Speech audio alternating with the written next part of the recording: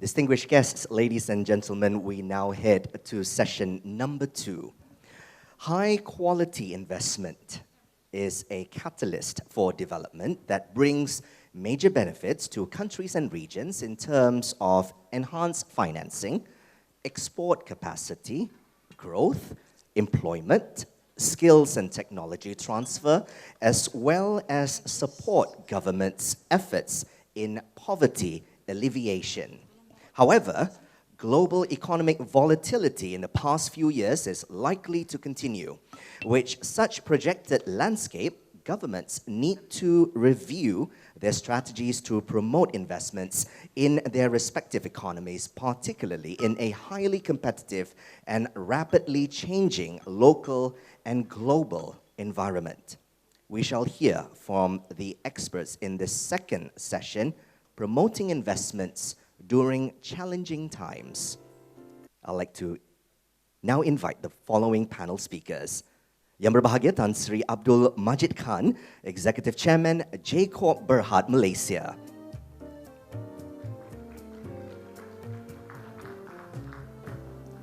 Encik Ahmad Khairuddin bin Abdul Rahim, Deputy Chief Executive Officer to Malaysian Investment and Development Authority, Malaysia.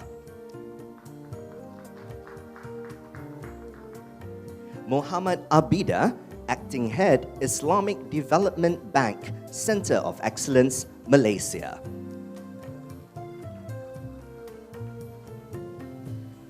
Okay, Sabahans, I need your assistance here. Please repeat after me. Kita-kita juga baini. Repeat after me. Kita-kita juga baini. You're wondering who is behind Kupi Kupi FM. Well, the moderator for this second session is Mr. Fui K. Sung, Director of Sensor Media Malaysia, who is also the proprietor of Kupi Kupi FM, with the tagline, Kita-kita juga baini.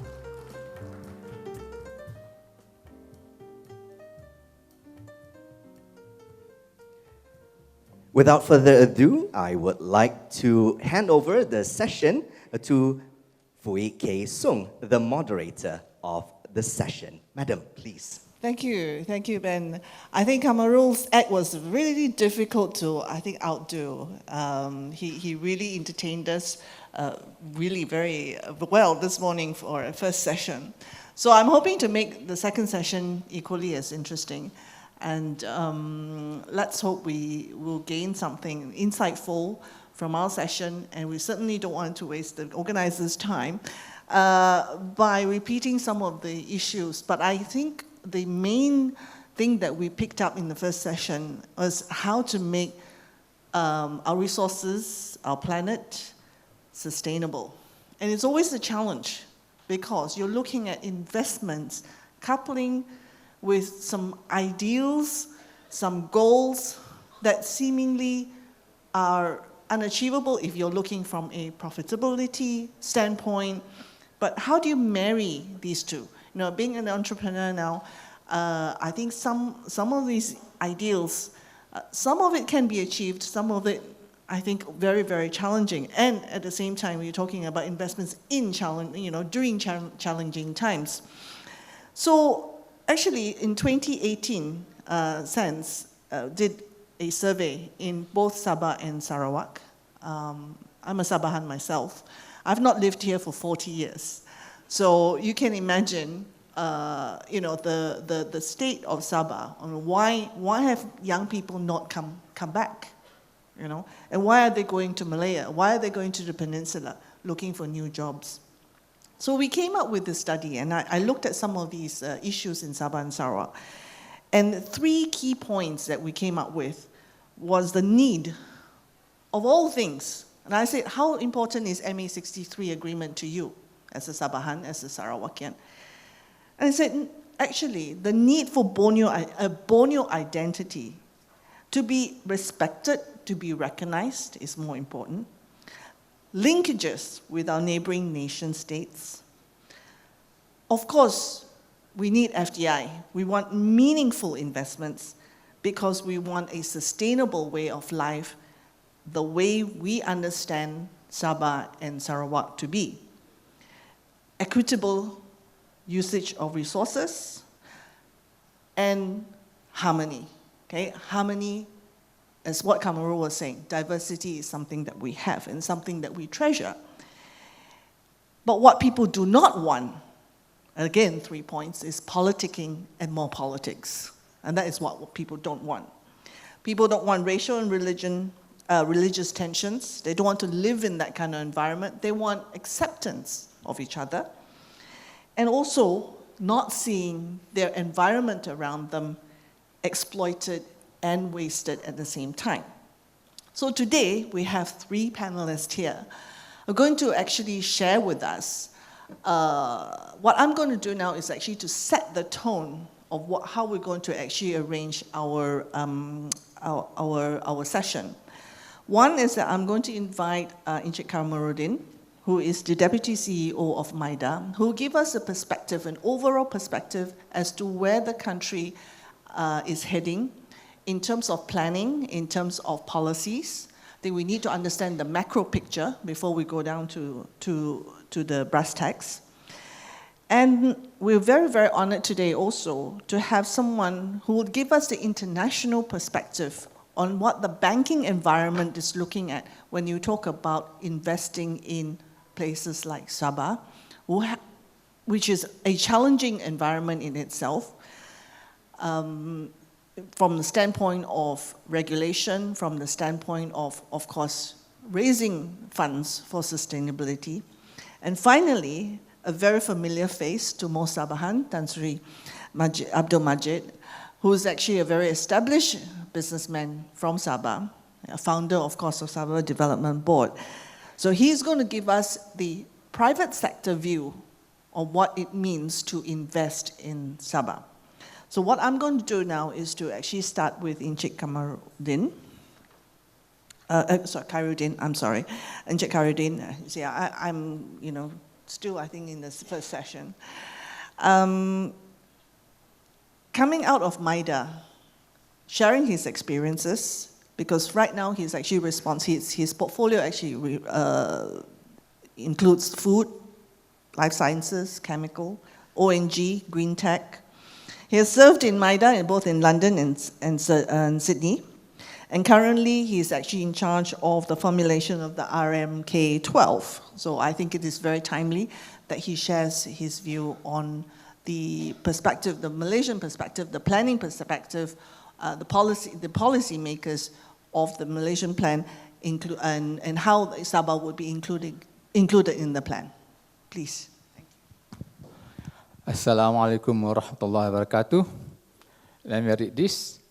Koposinangan, Koswabondo Toinsanan. Is that correct? It's quite challenging to read this. Okay. It's good morning, right? In Kadazan language. Okay, I'm beginning to learn more Sabahan languages. I know last night I heard about 36 ethnic groups in Sabah and 200 sub-ethnic groups in Sabah. So many dialects and languages I got to learn. And my step one is doing Kadazan first. Right. Okay, thank you for inviting MIDA. Since we have international people here in this room, let me describe about MIDA. I don't have the slides with me today. MIDA stands for Malaysian Investment Development Authority. We are the principal government agency for the promotion of investment in Malaysia, be it foreign direct investment or domestic direct investment, as well as industrial development in this country. We are representing the federal government of Malaysia. Of course, we will partner with the regional corridors. For Sabah, we have Sydia, Dato' Wahab is there. We have the Northern Corridor, Eastern Corridor, IRDA in Johor, and we have state agencies, Invest Penang, Invest Selangor, Invest Melaka, all together about also 36 investment promotion agencies here in Malaysia. So MIDA become the central point, coordinating all those investment promotion for Malaysia. With regard to your question just now, in terms of global outlook, for 19 2019, the global investment inflow was stagnant, about 1.39 trillion US dollar, a drop of 1% from 2018. It was 1.41 trillion US dollar. However, Malaysia did better last year. It was 32.8 billion ringgit of foreign investment compared to 32.6 billion foreign investment.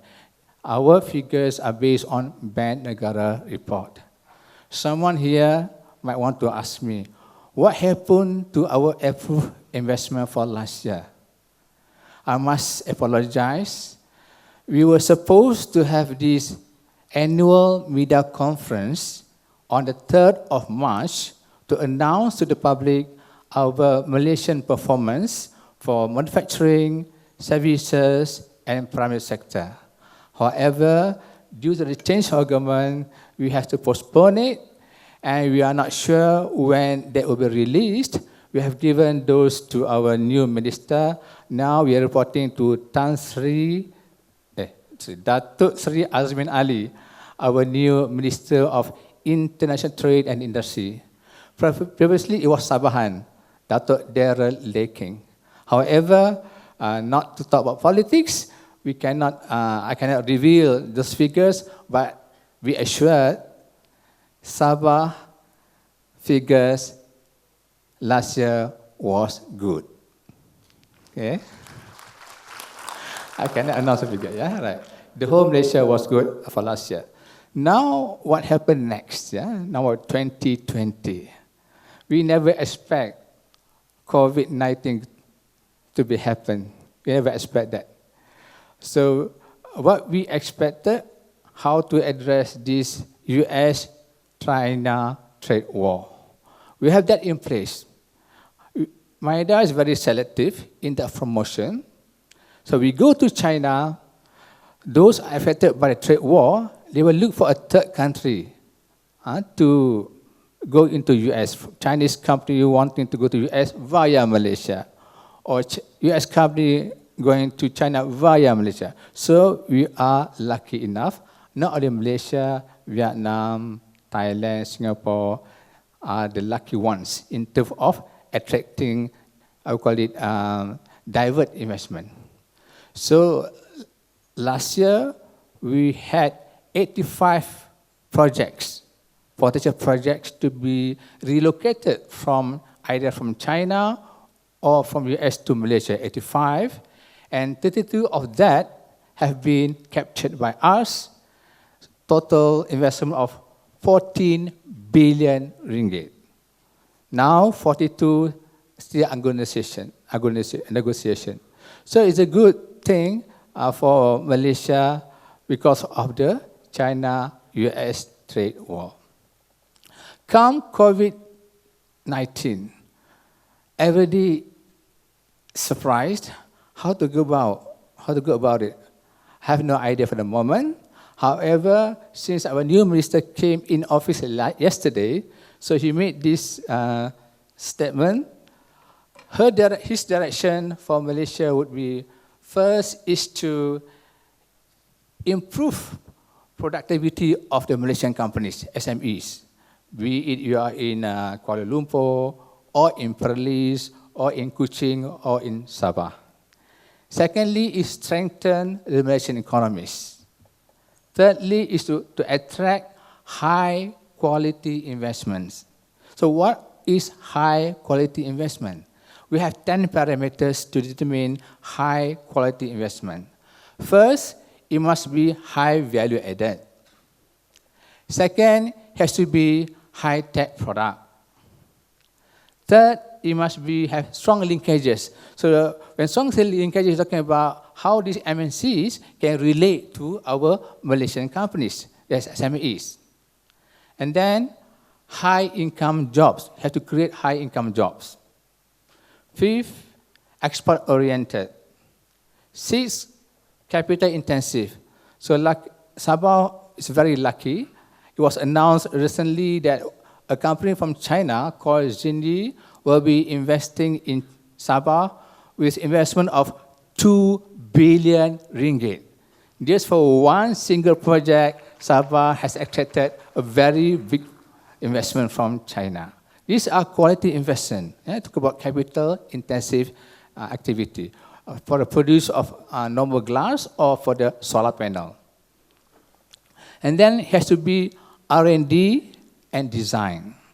I know Sabah is very strong with there are so many flora and fauna here, the herbal. So I believe universities here in Sabah are working on R&D to produce some medicine from these herbs. And then we base on G&I impact, knowledge intensive. These are 10 parameters when we want to consider investment into Malaysia. We no longer look into labor-intensive industry. Gone are the days, yeah? So that's why we make a policy that if you want to locate in Malaysia, do business in Malaysia, do invest in Malaysia, the foreign workers must not exceed 20%. Must not exceed 20%. I'm talking about the manufacturing sector. So for those existing companies which might have more than 20%, we have given them the flexibility to reduce to 20% by 31st December 2022. That's our plan. Yeah? So it's not been approved yet by the Cabinet, but on case-by-case basis, MIDA can consider extension up to 31st December 2022. I know in Sabah, I believe there are so many foreign workers in the manufacturing sector. So how to address this? So you have to go into Industry 4.0. Business can never be as usual. We need to adopt Industry 4.0. I think that's my first message. Thank you. Thank you, Encik Khairuddin. That was a very interesting presentation. But I think right at the back of, I'm trying to just anticipate what the audience are looking for. I think not only are we looking for solutions, I think we're looking also what are the plans for infrastructure. As you can imagine, infrastructure is very much in need. You know, infrastructure upgrading, new infrastructure for Sabah. I think another question that is also at the back of our minds for Sabahans would be the preparedness of the civil service, the understanding of international legal framework and governance, things like will a Borneo identity help, and how do we actually leverage on the shift of the Indonesian capital to Borneo. And some of these issues are short-term, some of them are long-term. But when you want to talk about global FDI, you want to attract FDI, you want to attract foreign investment into Sabah, I think one of those things that we really need to look at, I think, and something that's a shortage in Sabah is infrastructure, the understanding of legal framework, and also a banking system, an international banking system that can understand the local needs of Sabah. And what we have today is, Mr. Abida from the Islamic Development Bank. He's now actually stationed and located in Kuala Lumpur, but he's actually a Tunisian national holding a software engineering degree. And he's also got a master's in aerospace technologies from France. And he's here to share with us some of the, what you call, best practices. And my question to him would be, I think before he actually presents this, would be, is there a new model for banking to help less developing countries who are actually very worried about sustainability? How are new global risks being assessed, given the challenges of a digital and knowledge economy? Sustainability in terms of, and governance in terms of what's moving forward for a place like Sabah? Are ESG's targets on the agenda being pursued by international banking systems? Humanization of the international banking system, is that part of the agenda, is part of the plans? So I'd like to open the floor to Inche Abida, who will share some views with us. Thank you. Okay. Thank you very much. And I would like to thank WIEF Foundation for inviting the Islamic Development Bank to participate, and also thank the government and the people of Sabah for hosting the event and for their warm welcome and hospitality. I'm really happy to be a part of this panel. I humbly believe that I know less about investment-related issues in Sabah and Malaysia than our esteemed panelists here, because they deal with these issues on a daily basis. But I will try to give you the perspective of a multilateral development bank, for those, which is Islamic Development Bank, for those who don't know much about the ISDB. It's a financing institution, development institution. Its membership is composed of 57 member countries. We call them OIC member countries or Islamic countries. And its main mandate is to foster social and economic development in its member countries, but also to promote solidarity and cooperation and integration among our member countries. So let me first give you a snapshot of the current situation of FDI in our member countries. As you will see in the right top figure, the global inflows, FDI inflows in our member countries on the decline after a peak reached in 2007 before the global financial crisis. And if you see the left side, the share of the FDI in our member countries of the global FDI, or even the developing countries FDI, is relatively small. And I must say that it is concentrated in the 10 top countries, which has more than 70% of the FDIs. So why, and also the intra-trade or the intra-investment between our member countries is very limited and concentrated, as I said, in some member countries, and mainly in construction, real estate, and some services. So why this is happening? There are many obstacles and challenges to the investment in our member countries. The most important challenge, as you may guess, is the political instability. Our countries, unfortunately, are home to more than 60% of the conflicts of the world.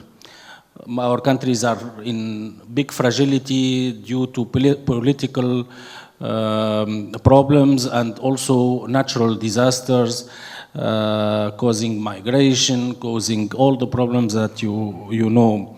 So we cannot imagine investment in such insecure, uncertain environment. Of course, we cannot imagine sustainable and quality investment. I will quote a discussion in our Skype before this panel of a panelist who cannot come, Mr. Serge.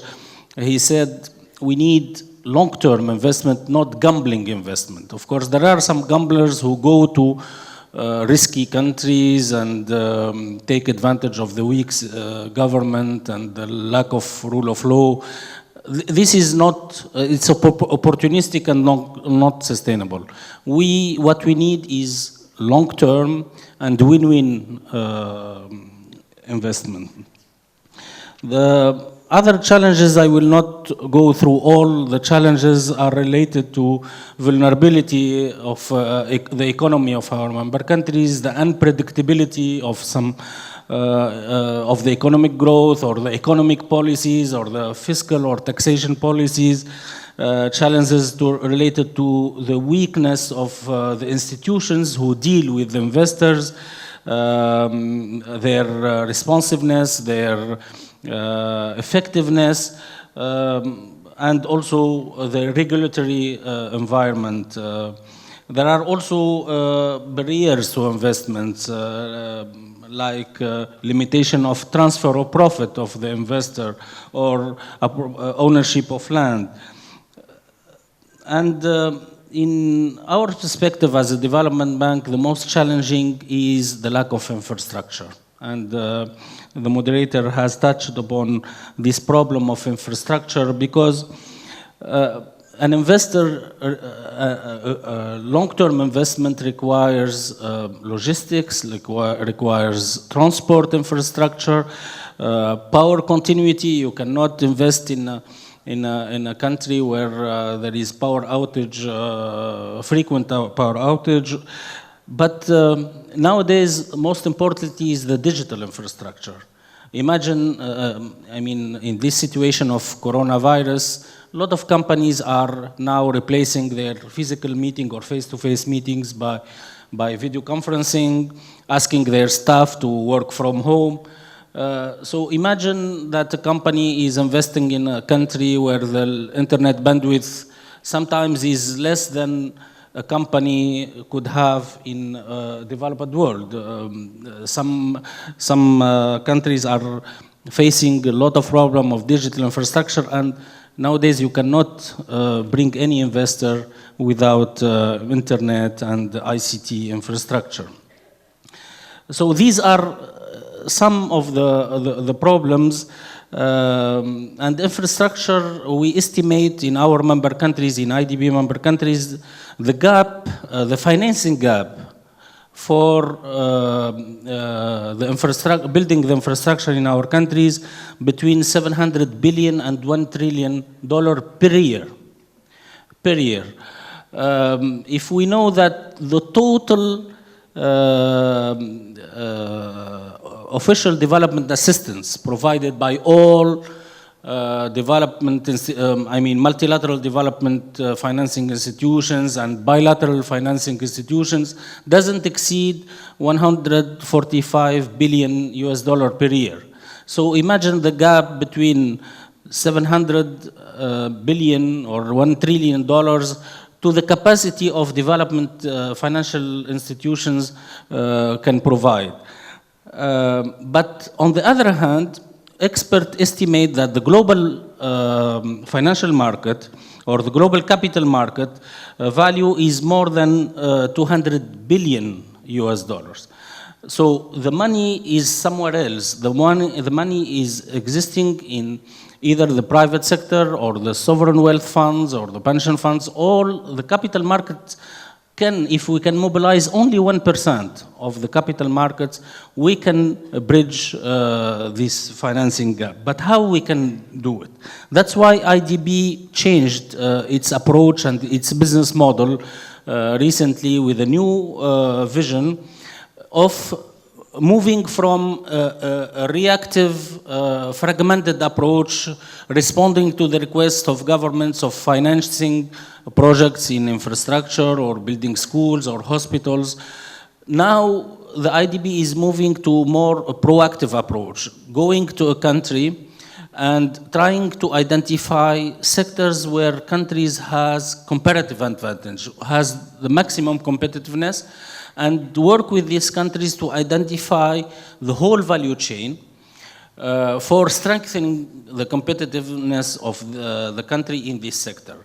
And when they study the value chain, they identify all the actors, either government actors or private sector or NGOs or potential investors, and try to mobilize these resources through effective and sustainable partnership. And IDB will be one of the potential financiers in this value chain, but also provide guarantees and using its AAA rating to bring quality investors. So this is the model that IDB is adopting, but at the same time, IDB believes that we need to build the capacity of the country to bring these investors, the institutional capacity, but also the individual capacity. That's why IDB is trying to increase the number of scholarships to the future leaders of the countries.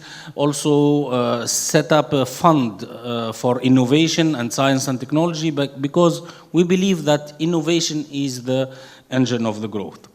And the last thing which is related to my work now is to build linkages between member countries.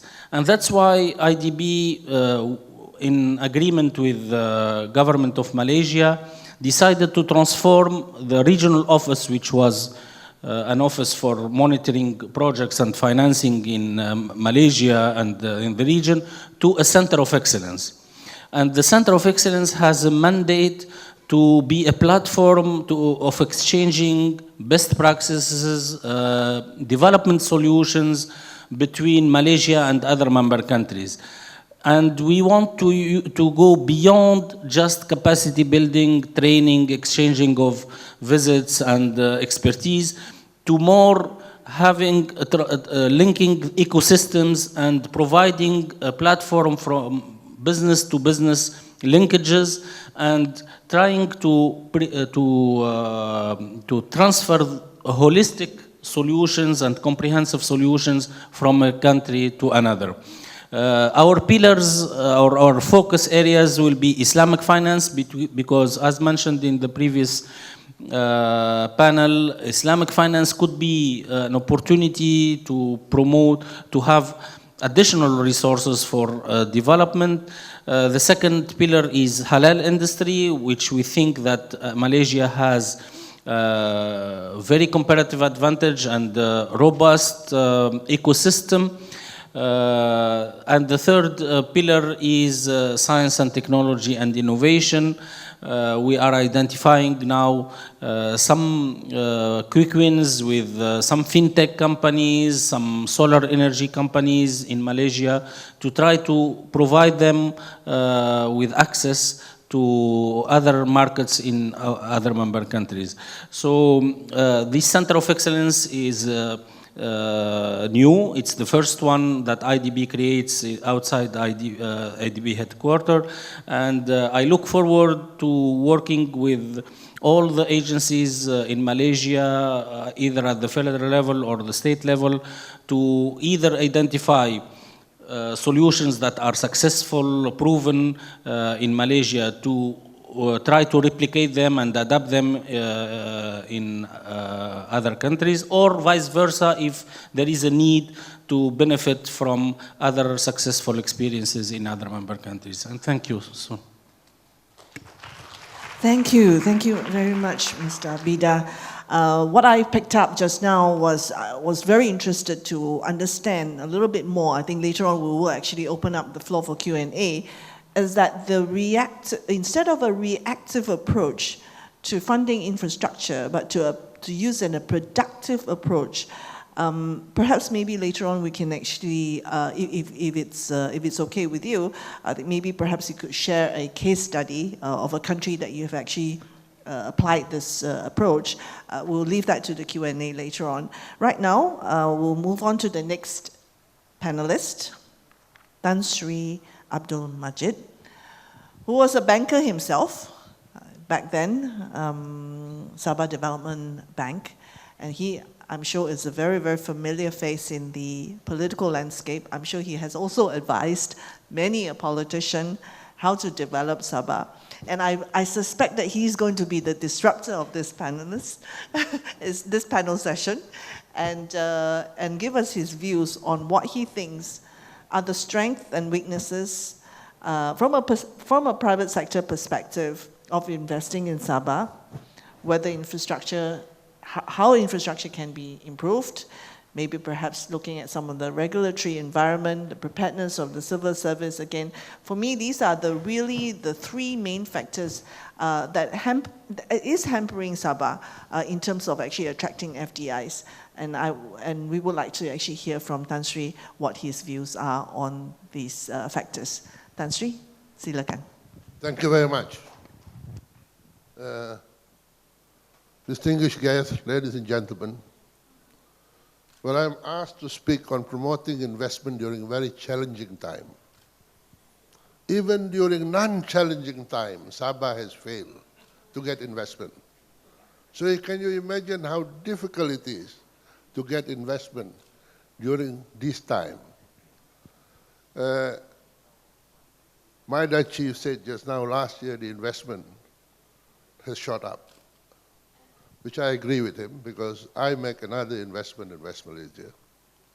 And there was an opportunity because of the trade war between America and China, resulting in the tariff being put, that the Chinese manufacturer could not manufacture all the kitchen cabinet that they exported to America and Canada. So they decided to relocate to Malaysia. And we started negotiation in July. By August, we say on. We submitted our application to the Ministry of MIDA, MITI, on the 29th of September. On the 27th of October, we received total approval. Our Chinese investors who hold 40% in the investment, we hold 60%, just couldn't believe it. They say they have experience putting investment in other parts of the world. It is unbelievable that we can get all this. This investment is a complete investment, approval for work pass, capital inlay, guarantee of, dividend return and all this sort of thing. So for that, I want to say that you have impressed not only me, but also a Chinese joint venture partner.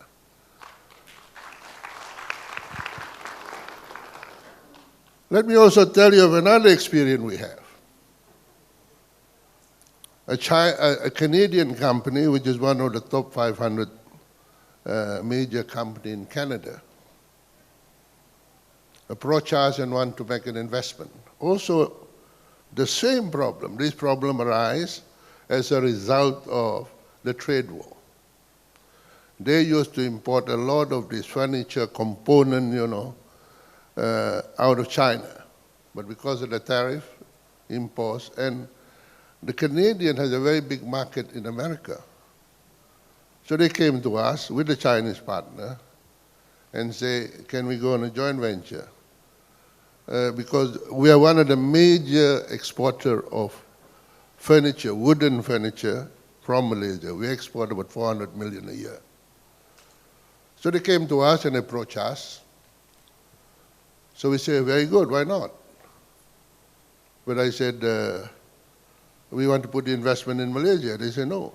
The Canadians say no. Right? I said, why? I said, in terms of infrastructure, in terms of skill, in terms of everything, we are much better than Indonesia. Because we also have an investment in Indonesia, in Medan. One of my directors is here, actually. So the Canadian insists, no. So I asked him, can you draw a line advantage, disadvantage? I want to see how you make the decision. What is it that Indonesia has a better advantage? So 1-9, Malaysia won. You lost on 1. So I said, what is it? He said, the political instability and the noises made by the politician resulting in a polarization of race instilled the greatest fear in their mind that one day if there's a racial riot, they'll burn the factory. That is how serious it is. So we failed to convince him to invest here. We are investing with him in Indonesia. Investors are very sensitive people. because they can invest everywhere in the world. So I think it is important for government to understand the sensitivity of investors. Because when they invest for a long term. Coming back to this issue of promoting investment during this very difficult, challenging time. As I said last year, because of this trade war, in fact, Malaysia has gained tremendously. It's a two-way. There's investment from America who has gone to Malaysia for shipment to China. But now we're talking about 2020. What has changed? A lot of things have changed. Well, now that you have settled the political issue almost, the government is in place, but you also have a problem here. You got the COVID-19, and one of the major problems is the trade war resulted in a lot of action taken by various member countries to protect their market. Malaysia, being a trading nation, depends on the market. So, when I look at the present situation, I'm very concerned that if the present COVID situation continue, the stock market and Wall Street went down by another 1,000 points last night. They've lost something like 25%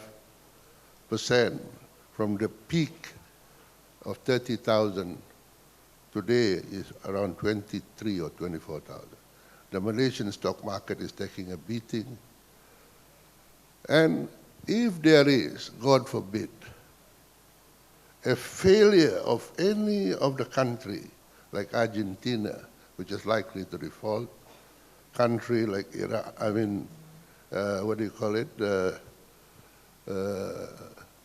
Iran have a problem, you've got Venezuela problem, you've got Italy, they may go into default because of this COVID thing. Any country that go into default in the next few months will result in a cascading effect that may affect the emerging market. So some people are predicting there'll be a major disaster coming. It probably can lead into a global deflation. So within that context, I think there is not much opportunity to get investment. But what I suggest the government should do, from my perspective as an investor, we have invested in Malaysia, in Indonesia, in Australia, you have tremendous advantage. Number one, you are centrally located in ASEAN, 500 million population. ASEAN are working toward a common market where tariff restriction eventually will be fully removed. And even now there are tariff restrictions, but there are also a lot of items that you can move quite freely. You are in the center of a 500 million market. You are closest to the southern Philippines. You are closest to East Kalimantan. You are bordering with Indonesia, right up to Makassar. If you go to the southern Philippines, all the manufacturing facilities are in Manila. They are just the market in the southern part. The same in Indonesia. East of Kalimantan, right up to Irian Jaya, all the manufacturing facility on the Java Island. You are the closest to the market with about 70 million people. Easy access, tremendous purchasing power now, and you are right there. But previous government has failed to take advantage of this. This is what I don't understand. I want to congratulate the present government. They have put in place a policy, what I heard just now, a manufacturing investment, not only to process their raw material, but also I think there's tremendous potential for Sabah to be the major manufacturing base for this region that I mentioned.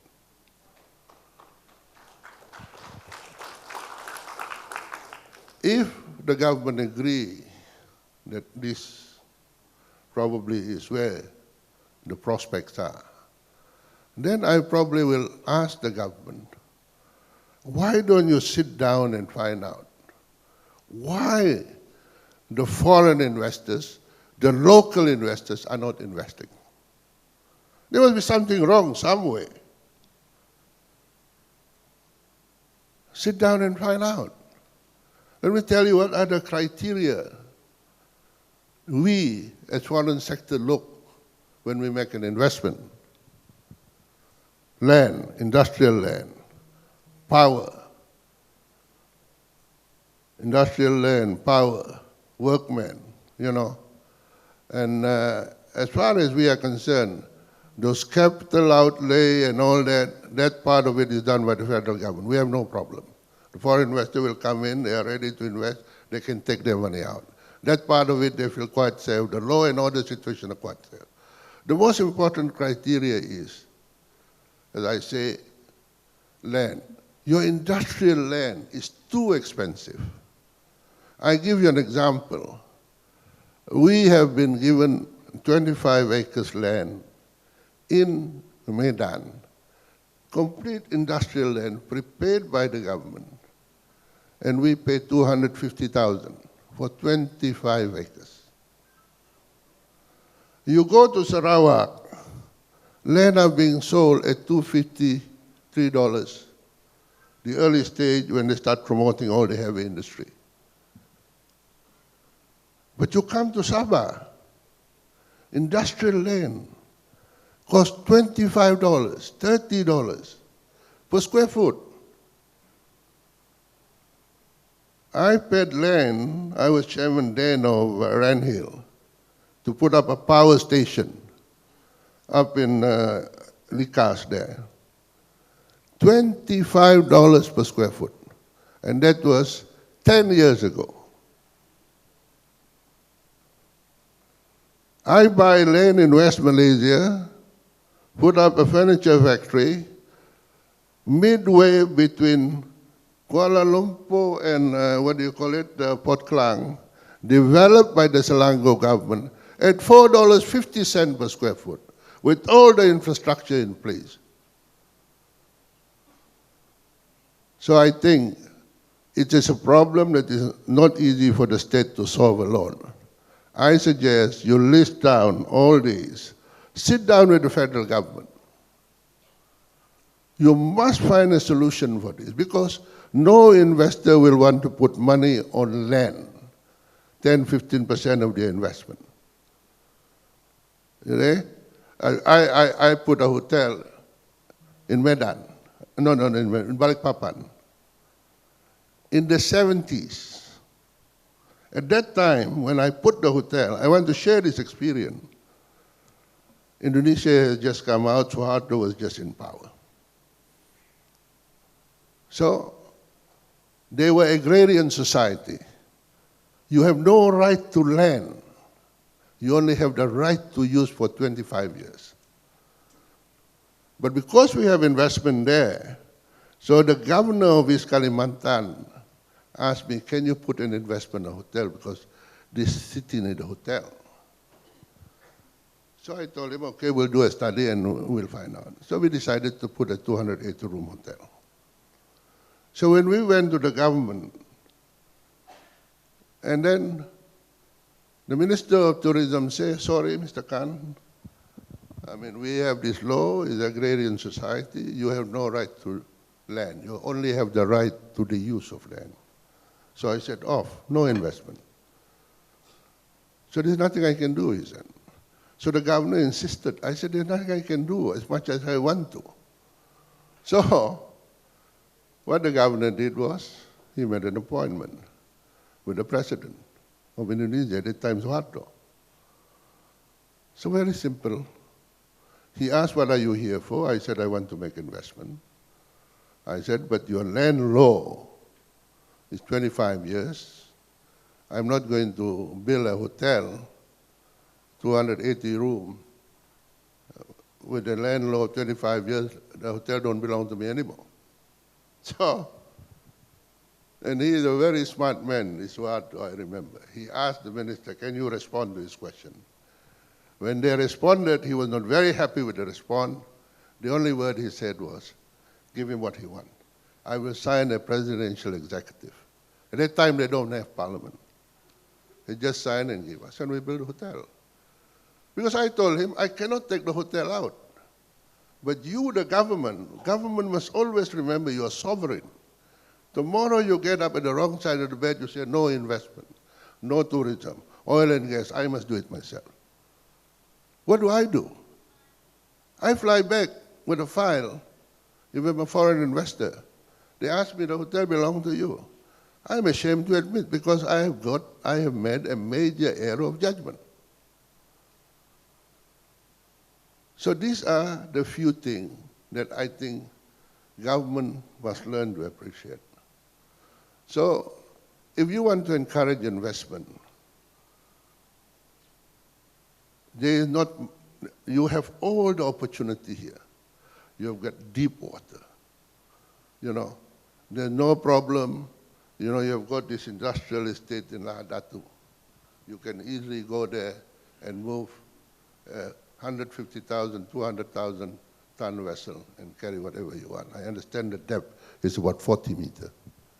So, only thing is, as I say, is to sit down and find out what the foreign investors want or the domestic investors want and be reasonable, because in the first place, you are not, Sabah itself is out of the investment territory, when I say.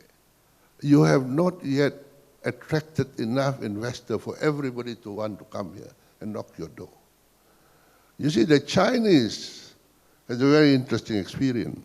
In 1990, I sit on a board of a company, which is a Russian company, a good friend of mine. So I sat on the board. And they build huge industrial air conditioning. So they wanted to build it in China. So went to the Chinese government. Oh, they say, land, no problem. They give it to you. No problem, only a small token amount. Then we tell them, hey, to take that container out, the product, we need to put a 40-foot container to take every air conditioning, this huge industrial air conditioning out for shipment. Your road is not up to standard. Within 3 months, they build a road for you. That is the early stage of development. You go there today, they'll tell you, sir, there's no land here, there's nothing. You go 100, 250 kilometers out in the interior of China. You get land there cheap, and you get workers there cheap. We are in the early stage of industrial development. So you have to give incentive for the early bird to come. Once you get that, then you can create a cluster. You see why West Malaysia is very successful. I don't know how much time. Am I out of time? Oh, I think maybe another 3 minutes. That's right. So, why we are very successful in West Malaysia? Because they develop a cluster for the furniture industry. Malaysia exports $10 billion worth of furniture every year. And after all, if you compare the raw material that we have in Indonesia and Thailand, rubber wood, we are the smallest. We import the rubber wood, we produce the component out of Indonesia and bring it to Malaysia. Because they develop a cluster. That cluster is very useful because we have to compete on the international market. Our biggest competitor are China.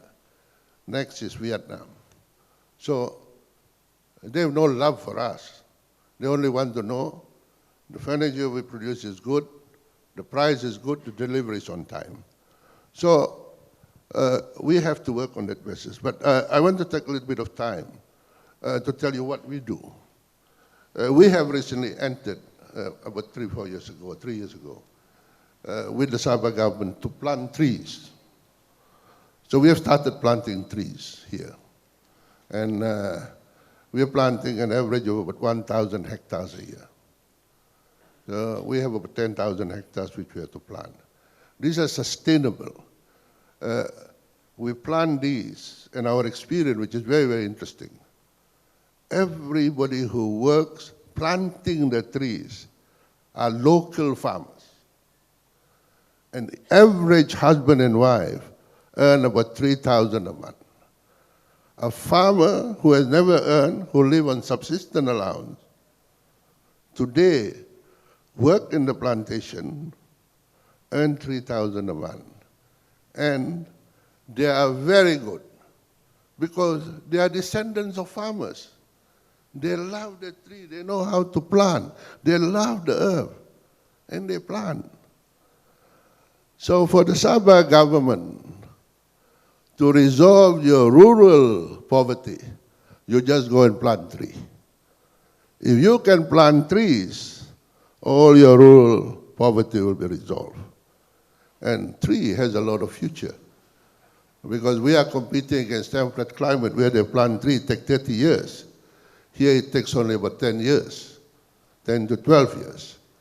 Only problem we have is the long-term capital is not available.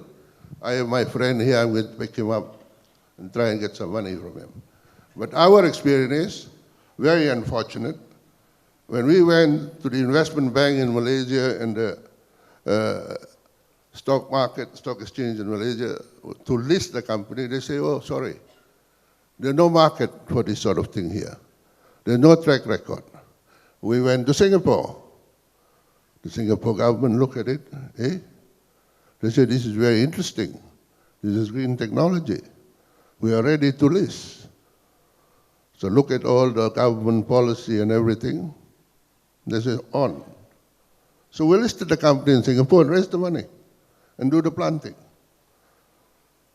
The Indonesian couldn't. There's only one plantation company in the Singapore Stock Exchange that is listed, and that is ours. The Indonesian tried to do it, and some other people tried to do it from West Malaysia. They could not succeed in doing it. So the moral of the story here is I've heard about the green technology, the lovely lady there. I don't know what you can do, but the future of the state is to replace all the degraded forests toward plantation. Thank you. Thank because you. why?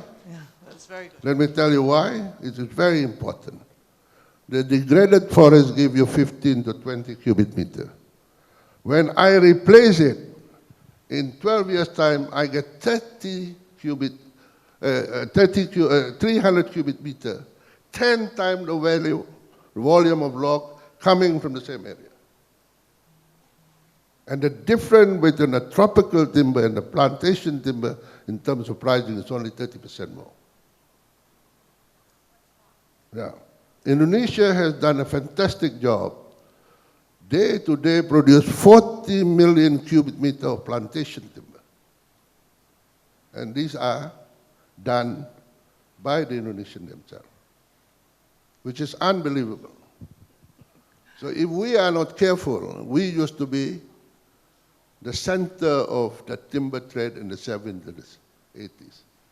But now, we cannot compete with Indonesia. They produce, as I say, 40 million cubic meter of plantation timber. We produce 200,000, I was told. Thank you. Okay, thank you, Tan Sri. Sorry, I'll have to cut you off a little bit there. That's the advantage of being the grand old man. You can eat into other people's time.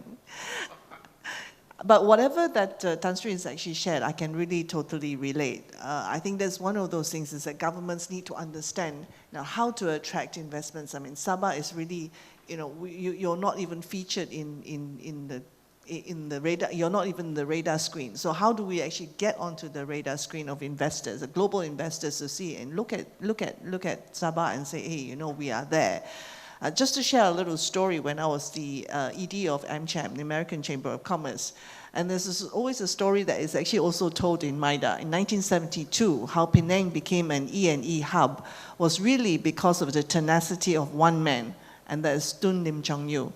In 1972, Intel was actually looking for a hub to relocate Intel for their microchips at that time, the processors out in Asia, and they were looking at Indonesia, they were looking at Southeast Asia. Of course, Malaysia was, at that time, in 1972, the most stable country in Southeast Asia. You had all these turmoil in Indonesia and Thailand and so on and so forth. So they were looking at Malaysia. I'm sure at that time, I think the CEO was Steve Grove, and he was actually looking at Penang, he was looking at Selangor, being near to the ports and so on and so forth. So how did Penang become the hub that it is today for E&E, and how it actually attracted the first factory out of the US in Penang was because he went to see Lim Chong Yu, or rather Steve Grove, at that time, Intel went to look at Penang, and they were not impressed with the infrastructure. It had no proper roads, and Penang Investment Board at that time, authority at that time, was actually trying to convince Intel to actually relocate into Bayan Lepas, which is really very far from, at that time you're talking about 1972, very far from Georgetown. No roads, mud. This guy came back, he said, how do you expect me to put a factory here?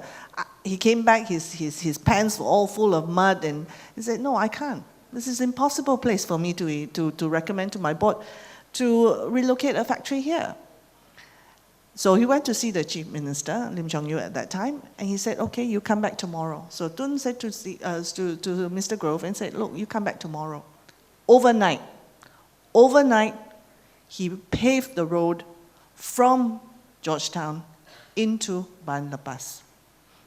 And that really impressed Intel, and from that was history. I think this story is actually told in MIDA and many, many, many times. And then later on, Motorola came, and then Western Digital, and so on. So the rest is history.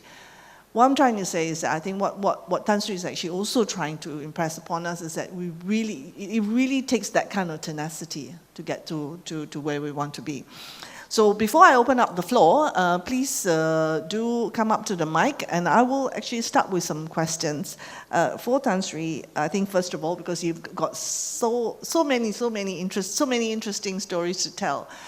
Now, being Sabahan myself and yourself, I think we understand the sensitivities surrounding Philippines, surrounding our neighbors, Brunei and Indonesia. So instead of looking so far ahead, what about Mindanao? What about Southern Philippines? Are there actually efforts being made?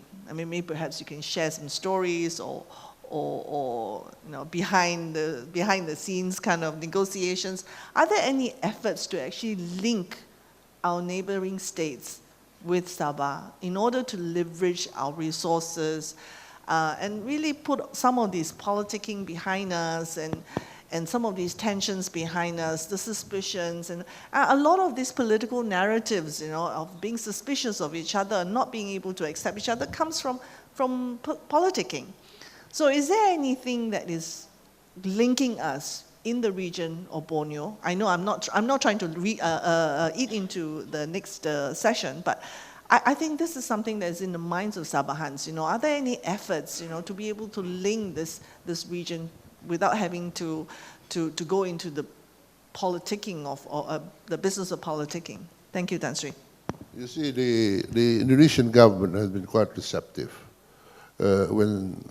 During the the regime of Badawi, the president and Badawi has agreed to put the road through from East Kalimantan, join us straight away to Tawau, the Kalabakan thing.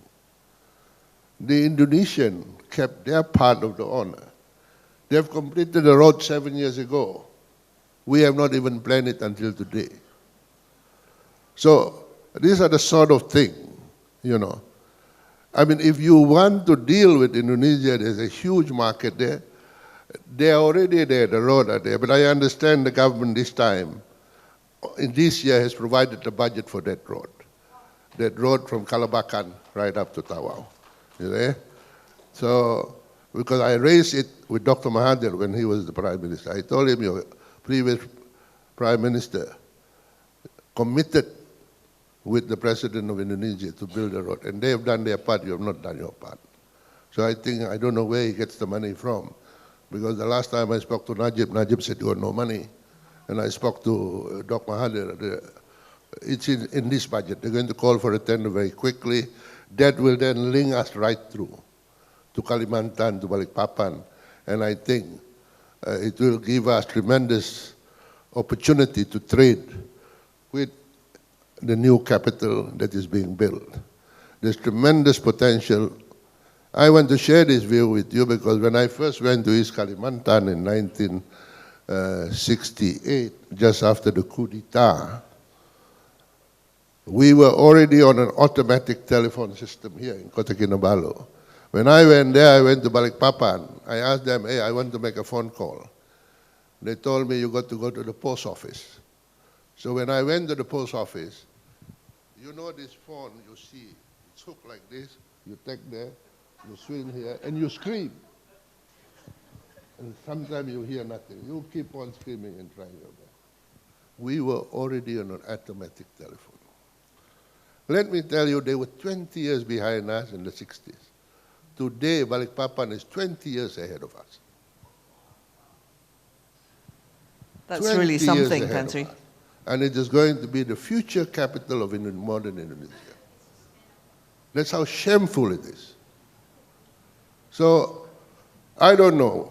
I mean, you know, but if you look at it, I mean, I travel a lot, you know, I trade the world. I spend 258 days every year traveling until my wife fired me.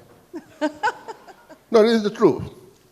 So, one day I was in Shanghai, there were 500 Sabahan there. I was shocked. Holding very senior position in banks, you know, because they speak Chinese, they speak English very well. You go to Indonesia, the top Malay civil servants are not in the country, I can tell you, they are in Indonesia.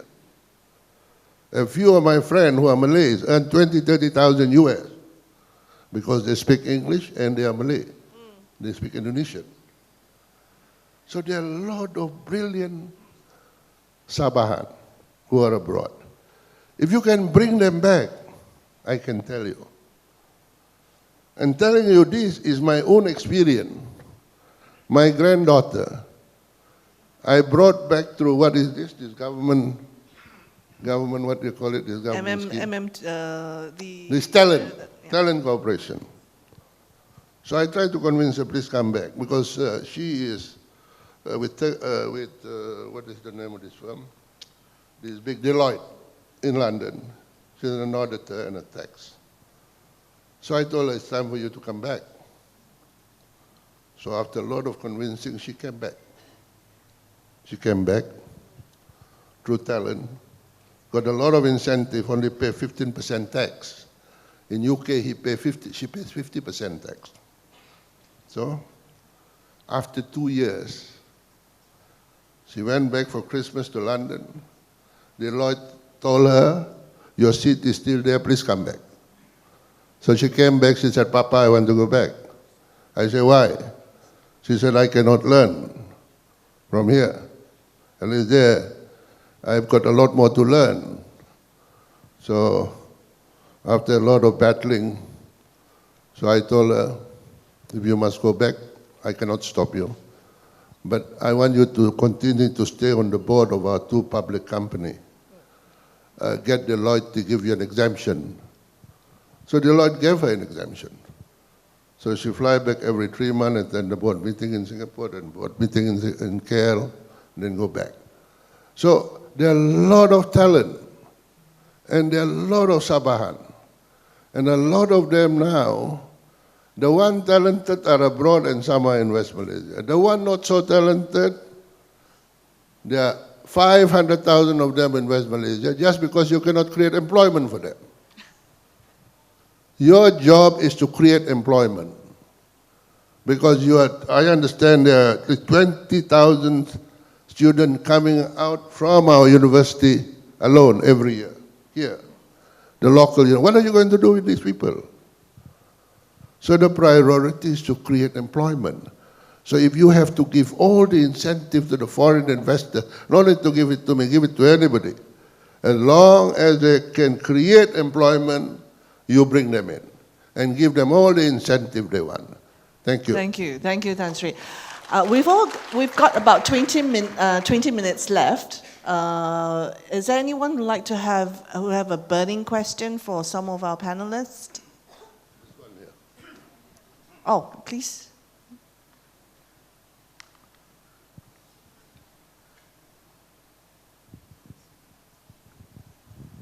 Thank you. It's more of a comment rather than a question. When I listened to you about Penang and the tenacity of that man you were talking about, I was a student in Penang in 1972. Certainly, I recognize that Penang had been transformed by, the E&E. But I would also want to remind that not many people know the human cost that we pay for this. Yeah, the number of people from the rural urbans being bused into Penang to sort of provide employment. It is not even employment. For me, it's probably slavery, a kind of a sort. The number of unwanted pregnancies that we see after that.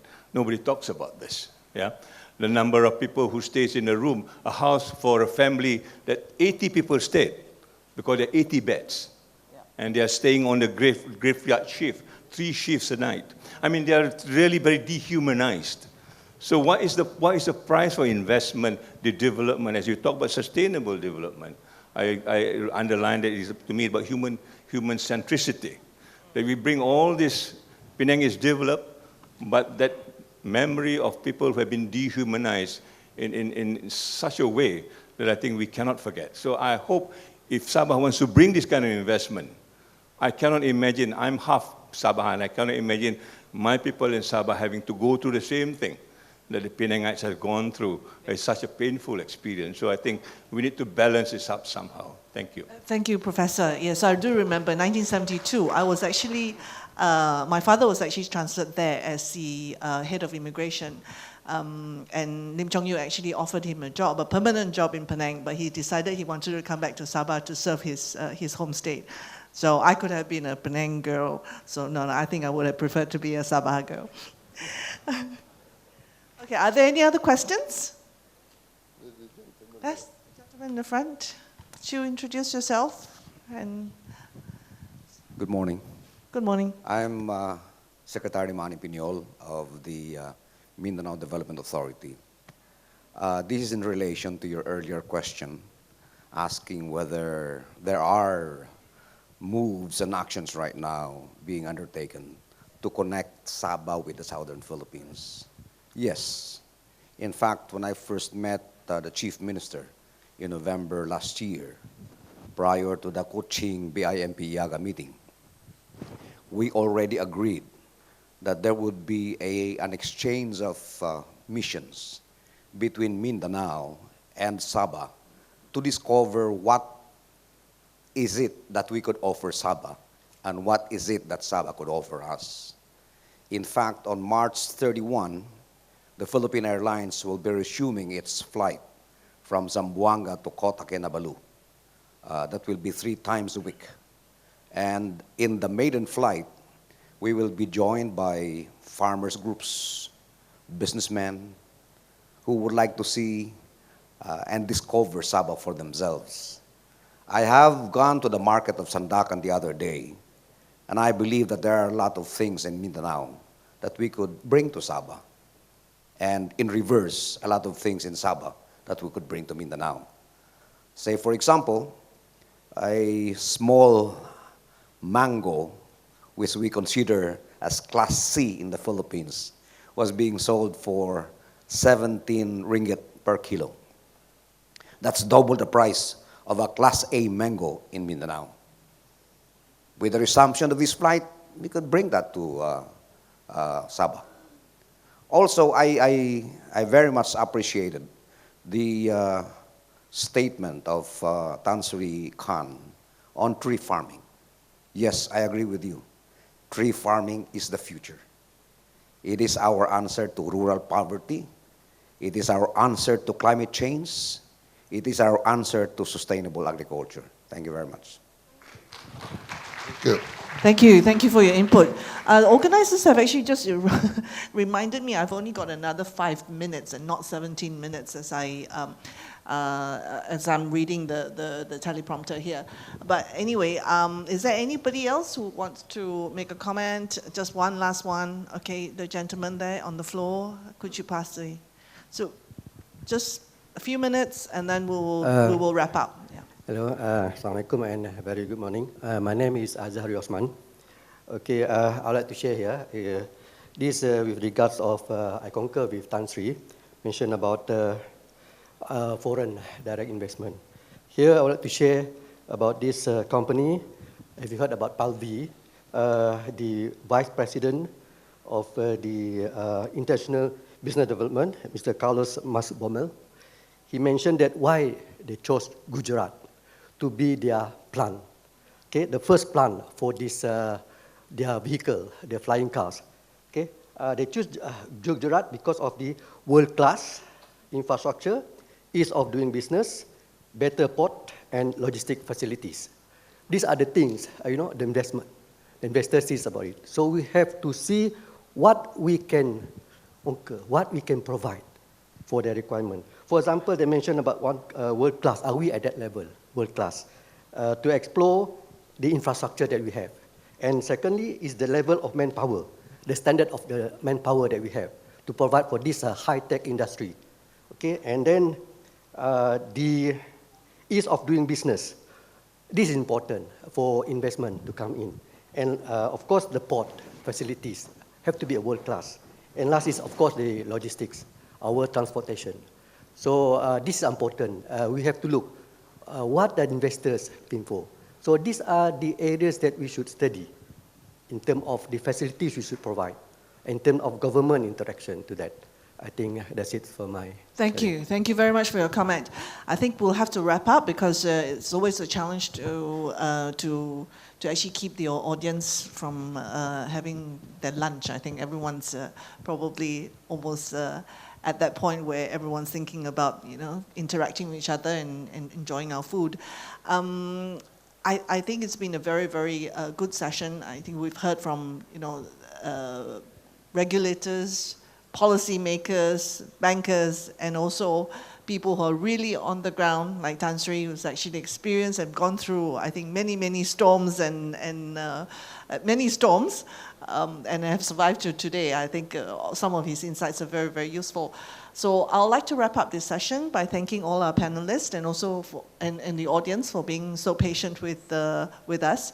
And let's move forward, and we look forward to having you back here again for our afternoon session. Thank you very much. Thank you. Thank you, Ms. Fui, and speakers for the insightful sharing. May I invite all of our role players to the front center of the stage for a group photograph.